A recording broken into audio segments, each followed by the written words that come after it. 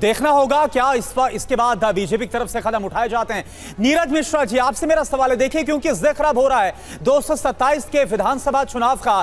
खैर, अगर हम समाजवादी पार्टी की बात करें तो सेकेंड लार्जेस्ट पार्टी 111 सीटों के साथ थी और उनका आत्मविश्वास से, अति आत्मविश्वास से ये समझ में आता है। लेकिन क्या जो कांग्रेस है, कांग्रेस वैसा परफॉर्म कर पाएगी क्या? क्योंकि हमने देखा 2022 में कैसे 2 सीटों पर सिमटती हुई नजर आ गई थी कांग्रेस। करुणा जी, आपकी बात का जवाब देता हूं, लेकिन क्योंकि हर्षवर्धन जी अनसॉलिसिटेड एडवाइस दे देते हैं राहुल गांधी को, इनको एक एडवाइस दे देता हूं कि वो टाइम मशीन की जरूरत शायद इनको सबसे ज्यादा है, क्योंकि हर चैनल पर बैठकर 70 पार भाजपा को ये कर रहे थे उत्तर प्रदेश में। तो इनकी जो स्थिति है, इनको टाइम मशीन दे दीजिए। और ये जो एक चश्मा पहनते हैं ना, वो इनका चश्मा थोड़ा सा संघी है। इनके चश्मे का आधा फ्रेम तो हमने चेंज कर दिया इस बार के रिजल्ट में। व्यक्तिगत टिप्पणी से क्या हासिल होगा? व्यक्तिगत टिप्पणी क्यों?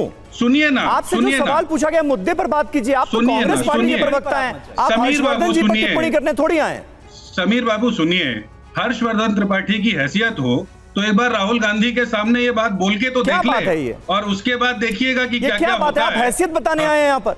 हर्षवर्धन त्रिपाठी को यह समझ नहीं आता कि ये अनसॉलिसिटेड एडवाइस ना दें देश के सामने। जैसे वो पोलस्टर एक्सपोज हुए, वैसे ये पत्रकार नीरज जी, वैसे ये जो राजनीतिक विश्लेषक हैं, टिप्पणी मत करिए ना। आपसे सवाल पूछा गया कि 2027 में आप कुछ कर पाएंगे, 2022 में तो आप थोड़ी तय करेंगे भाई। नीरज जी, आप थोड़ी तय करेंगे। पार्टी तो अपना आंकड़ा दे रही है, आप उनके साथ हैं, आप क्या करेंगे?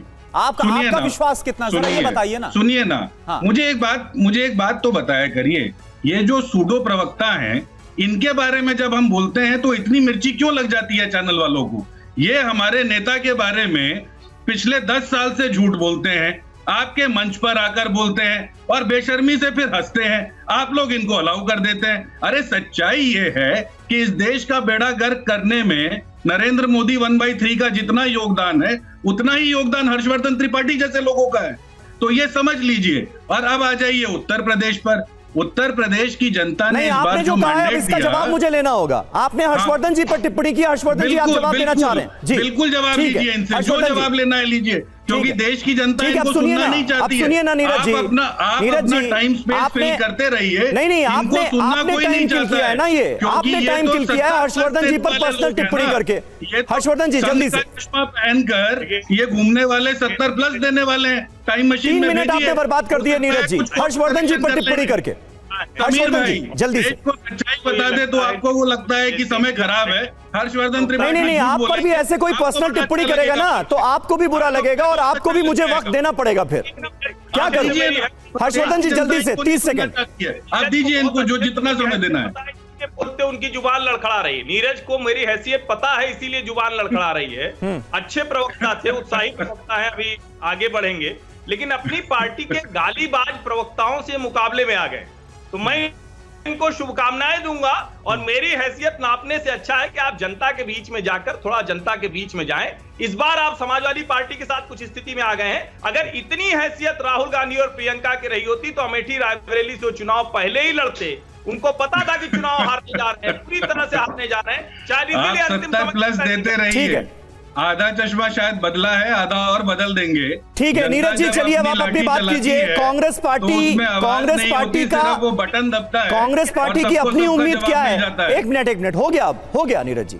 अब कांग्रेस पार्टी की अपनी उम्मीद क्या है? यूपी के विधानसभा चुनावों में अखिलेश यादव ने तो 300 पार की अपनी स्ट्रेटेजी बता दी। आप लोग क्या उम्मीद कर रहे हैं? 6 सीटें हासिल करने के बाद आप लोगों की उम्मीद क्या है यूपी के लिए?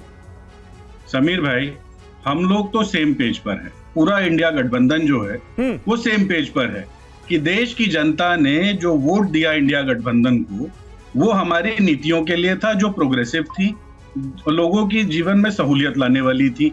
इनको खिलाफ जो वोट मिला वो इसलिए था क्योंकि इन्होंने युवाओं को बेरोजगार कर दिया, महिलाओं की इन्होंने महंगाई से कमर तोड़ दी, और मणिपुर जैसे मुद्दे के ऊपर जिस तरीके से इन्होंने इनसेंसिटिविटी दिखाई, उस सब के खिलाफ इनको वोट पड़ा।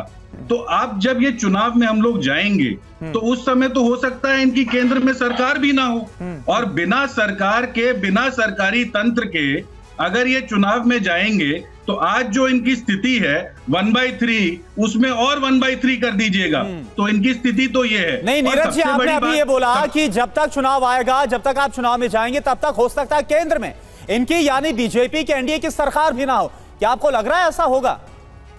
मुझे तो दिखता है, और अगर कोई भी आंख खोल के देखेगा कैसे तो आपको उसे भी नजर आ रहा है? दिखेगा। बताइए, थोड़ा समझाइए। देखिए ना, हाँ। रोज खबर आ रही है कि टीडीपी तो खुश नहीं है अपने मंत्रालय से, और उनको तो अब स्पीकर का ठीक पद है। चाहिए। अब ये स्पीकर के बिना जिस तरीके से लोकतंत्र की हत्या करने के लिए स्पीकर को एक ठीक है, माध्यम चलिए बनाया वो था, मसला अलग है, वो बिना मसला उसके अलग है, नरेंद्र मुद्दा मोदी अलग 1/3 है। कैसे चलेगी? आपने बहुत सलीके से अपनी बात रखी नीरज जी, खास तौर पर यूपी को लेकर।